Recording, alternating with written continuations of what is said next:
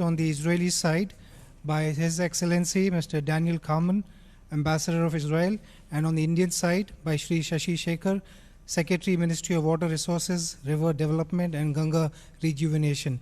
May I request the two officials to please step forward.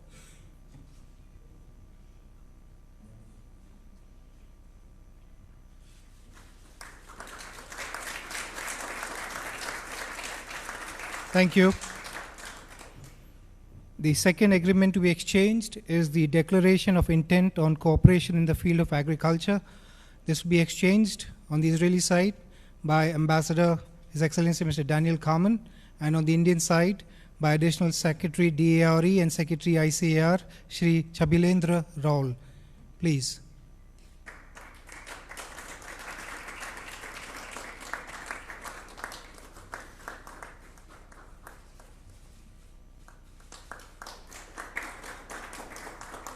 Excellencies, this concludes the exchange of agreement ceremony. Ladies and gentlemen, we will now have press statements by the two leaders. May I first invite the Prime Minister of India, Shri Narendra Modi, to deliver his press remarks. Your Excellency, President Reuven Rivlin, and friends on media, I am honored to welcome President Reuven Rivlin and distinguished members of his delegation to India. President Rivlin is on his first ever visit to India. We are delighted to receive him on this special occasion. Excellency, your visit will provide crucial push to our efforts to build new pillars in our partnership. It will also carry forward the momentum generated by the first ever visit of President of India to Israel last year. Next year, both countries will be celebrating 25 years of the establishment of full diplomatic relations. As we approach this big milestone, we are both committed to advance our engagement on several fronts and build on convergence and commonalities in our interests and concerns on regional and global issues. Friends, our engagement is multidimensional and wider-ranging. We are partnering in enhancing agriculture productivity and efficiency, boosting research and innovation linkages, employing applications of science and technology for the benefit of our societies, forging strong trade links and investment ties, building defense ties to secure our people, and enhancing people-to-people ties through greater cultural and tourism linkages, promoting educational exchanges. The growing number of Indian students going to study in Israel and vice versa can be an important bridge in our partnership. The growing number of Indian students going to study in Israel will be an important bridge for building our partnership. Friends, earlier today, in our discussions, President Rivlin and I agreed that there are several strong areas of ongoing cooperation between our countries. We are familiar with Israel's advances in agriculture and its expertise in micro-irrigation in drought-prone areas and water management. We have identified water management and water conservation, and collaboration in scientific research and development as two areas of priority engagement. We both agreed that the current trajectory of the Indian economy opens up many promising opportunities for Israeli companies. Our economic initiatives and programs and emphasis on innovation, research, and technological development match well with Israel's strengths and capacities. Israeli companies can scale up their tie-ups with our flagship schemes of Make in India, Digital India, Skill India, and Smart Cities. I would encourage the private sector stakeholders on both sides to take lead in utilizing this perfect opportunity to build business ties of commerce and investment between our two countries of these areas. Indian and Israeli companies can also work together in high technology manufacturing and services sector. Make in India, and as President Rivlin told me in our discussion, Make with India can generate jobs and benefit both geographies. It services is an area where our partnership can make a difference for both our economies. Friends, President Rivlin and I deeply value our strong and growing partnership to secure our societies. Our people are constantly threatened by forces of terrorism and extremism.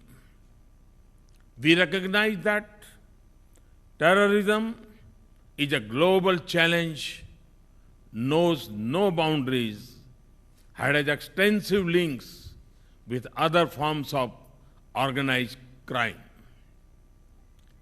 Regrettably, one of the countries of its origin and spread is in India's neighborhood.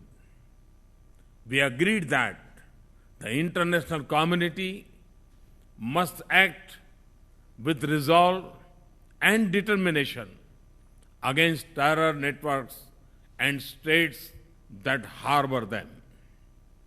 Failure to act and silence of speech only encourages the terrorists. We agreed to intensify our cooperation to combat the forces of extremism and radicalization that threaten all peace-loving nations.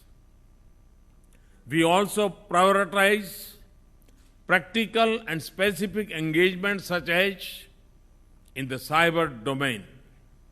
We noted the strength of our growing defense partnership and agreed on the need to make it more broad-based through production and manufacturing partnerships. India is also grateful to Israel for its support to India's permanent candidature in a reformed UN Security Council. Friends, as fellow democracies, our people are our biggest strength and the biggest beneficiaries of a strong India-Israel partnership. The 2,000-year-old Jewish community in India represents a thriving link to this past. Today, it is a vital part of our composite cultural mosaic that continues to thrive in their traditions. We are proud of the Jewish community in India. President and I agreed that promoting people-to-people contacts, which has a long history in our shared priority, Excellency, 2.5 decades of our parent friendship has brought rich dividends for both our nations. It has also strengthened voice of peace, stability, and democracy globally. Your visit provides an opportunity to break new ground and shape new contours of our partnership. With these words, I once again welcome President Rivlin on his first state visit to India and wish him a productive and enjoyable stay in India. Thank you. I thank Prime Minister for his statement. May I now invite His Excellency Mr. Reuven Rivlin, President of the State of Israel, to deliver his press remarks. Thank you, Prime Minister Modi. Thank you to all the people of this great nation for your warm welcome and hospitality. Together with my wife Nechama, I want to thank you from the bottom of my heart. You have made us feel truly at home in your beautiful country. Mr. Prime Minister, Israel and India have changed history before, and it is time we do it again. We have growing cooperation in agriculture, in water, in solar power, in all of what you call the four-colored revolution, and many more areas as well. As we mark 25 years of our diplomatic relation, this is not just a partnership that we talk about. This is a partnership which is making a difference for Israelis and Indians in the water we drink, in the food we eat, in the technology we use, and many important areas of our lives. Prime Minister Modi, you have called on the world to make in India. I'm here to say Israel is ready to answer this call. Israel is ready to make in India and to make with India. Israel is very proud of its innovation. We are proud of our ability to make ideas into reality, to make dreams come true. While I am here in your wonderful country, I look forward to seeing with my own eyes how Israeli innovation and Indian industrial power are working all together. It is a source of great pride and our best hope for the future, the mutual future of the entire world. Mr. Prime Minister, on my visit, I will also pay my respect at the sites of terror attacks which claimed the lives of both of our peoples. Israel and India are threatened by terror because we uphold the values of freedom.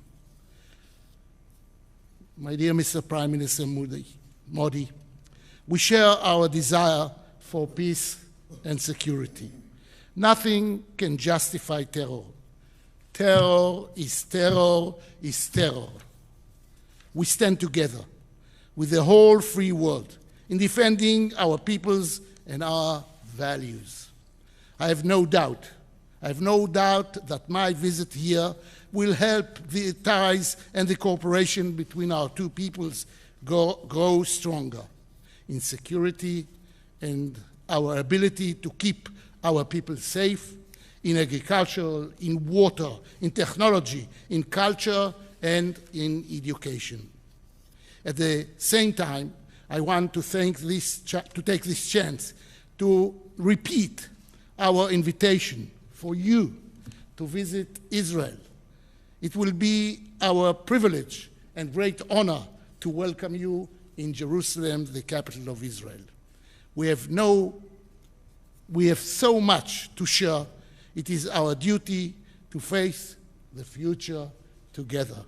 Thank you so very much, Mr. President. I thank the two leaders for their statements. Ladies and gentlemen, this concludes the joint press briefing. Thank you all. Okay, thank you.